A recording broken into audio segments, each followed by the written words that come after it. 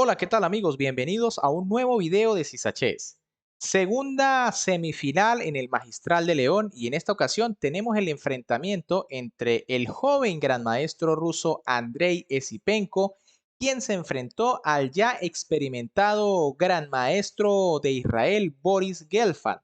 Recordemos que Gelfand ya hace unos cuantos años fue retador al título mundial.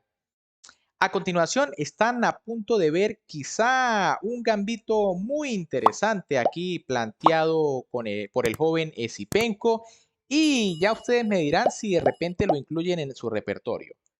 Con las piezas blancas, el joven ruso Andrei Esipenko iniciaba la partida con la jugada de 4, mientras que con las negras, el gran maestro ya experimentado Boris Gelfand respondía con C5, una defensa siciliana. Caballo F3, caballo C6, alfil B5. Las blancas escogen aquí una variante de Rosolimo que busca, por supuesto, evitar muchísimas líneas teóricas de la siciliana. E6 de Boris Gelfand, enroque de Sipenko, caballo GE7. Y ahora las blancas escogen el movimiento B4. Realmente una jugada muy extraña que obviamente no le gusta a las máquinas porque ya están las blancas entregando material. Sin embargo, es muy interesante. Aquí lo más común y teórico de esta línea es sencillamente torre 1 y por ejemplo tras A6 alfil F1. La blanca se retiene en su pareja de alfiles quizá para sacar ese alfil más adelante por G2. Ahora tras B4, Boris Gelfand juega caballo por B4 aceptando el reto, C3 de las blancas y A6. Fíjense que aquí Gelfand decide devolver el peón rápidamente. Por ejemplo, otra jugada como caballo C6 para quedarse con el peón puede ser respondida con D4 y ahora tras E por D4 y C por D4, digamos que si bien las negras mantienen un peón de más, la posición es interesante porque las blancas tienen un fuerte centro de peones. Pero bueno, aquí Gelfand juega A6, Esipenko juega C por B4, A por B5, B por C5 y B6. Buena jugada aquí de Boris Gelfand. De hecho, aquí parece que la preparación de Esipenko se había acabado porque comenzó a gastar tiempo en el reloj. D4 aquí del joven ruso, B por C5, D por C5, caballo C6, jugada también lógica para amenazar el peón de C5, alfil E3 defendiendo, alfil E7 desarrollando piezas para enrocar, y ahora E5. En principio está una jugada muy interesante porque fíjense el plan de las blancas. Sencillamente amenazan caballo C3, E4 y D6, metiendo un caballo allí en esa casilla donde va a ser bastante molesto. Sin embargo, a las máquinas les parece mejor aquí caballo C3, con la idea de si alfil A6, torre 1 y una posición mucho más normal. Ahora, tras E5, aquí Boris Gelfand consigue una jugada bastante interesante que es F5, acabando con ese plan de las blancas. Inmediatamente, el caballo, por supuesto, no puede ir a E4 y en esta ocasión, las blancas deciden jugar caballo C3, ya que la jugada E por F6 al paso no es una buena idea, puesto que se tiene alfil por F6, se amenaza la torre en A1 y tras caballo D4, sencillamente caballo por D4, alfil por D4 y enroque, las negras tienen una magnífica posición. Ya tienen la columna F para atacar y el peón de C está bastante mal ubicado allí para las blancas. Ahora, tras caballo C3, que fue lo que se jugó, alfil A6 de Boris Gelfand, rayos X a la torre, torre 1 quitándose, enroque, seguridad del rey, caballo E2, dama C7, ahora hay presión sobre 5, caballo F4 entregando el peón y caballo A5. Aquí las máquinas decían que era mejor alfil B7. Quizá caballo por E5 no sea muy buena opción porque siempre hay un rayos X por allí con la torre, ¿no? Pero bueno, tras caballo A5, quizá buscando la casilla C4, la blanca juega en H4. Esta jugada ya parece como algo desesperada, ya que quizá no haya mucho ataque por allí por el flanco de rey. Lo mejor quizá era caballo D4 intentando centralizar las piezas. Y por ejemplo, tras torre F8, torre B1, y ahora se pone cierta presión sobre el punto de B5.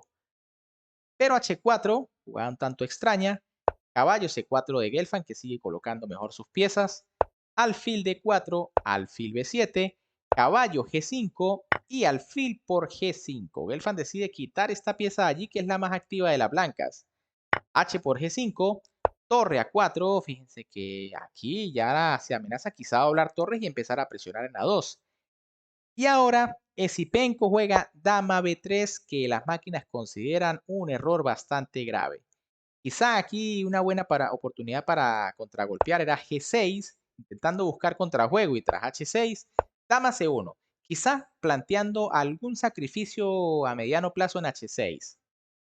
Pero bueno, tras dama B3, Gelfand aquí juega alfil C6, una jugada un poco defensiva. Ya era interesante dama D8 presionando en G5.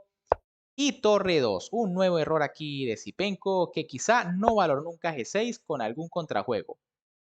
Tras torre 2, Boris Gelfand juega torre A3 ganando un tiempo sobre la dama. Dama D1 y ahora sí, dama D8 se amenaza sencillamente el peoncito de G5. G6 aquí de Zipenko, dama H4, fíjense cómo pasan las negras al ataque. Dama C1 defendiendo el caballito de F4, H por G6 y alfil B2. En este momento la jugada caballo por G6 es perdedora porque se haría dama por D4. Y tras caballo por F8 ni siquiera las negras se van a comer el caballo, sino que tiene una jugada fantástica en este momento y es torre G3, jugada maravillosa. Fíjense que se aprovecha la clavada del peón de F2 y al mismo tiempo se amenaza en G2 con la torre y con el alfil. Realmente aquí las blancas deben estar completamente perdidas. Por eso quizá Zipenko juega alfil B2 atacando la torre de A3. G5 de Gelfand que no presta atención a las amenazas, sabe que por aquí hay temas de mate. Caballo G6, dama H5 y caballo E7. Nuevamente aquí, caballo por F8 es castigada porque ya aquí hay mate imparable. Por ejemplo, alfil por G2 se amenaza dama H1 mate. Única rey por G2, dama G4 jaque, rey F1 y torre H3. El mate es imparable en dos jugadas.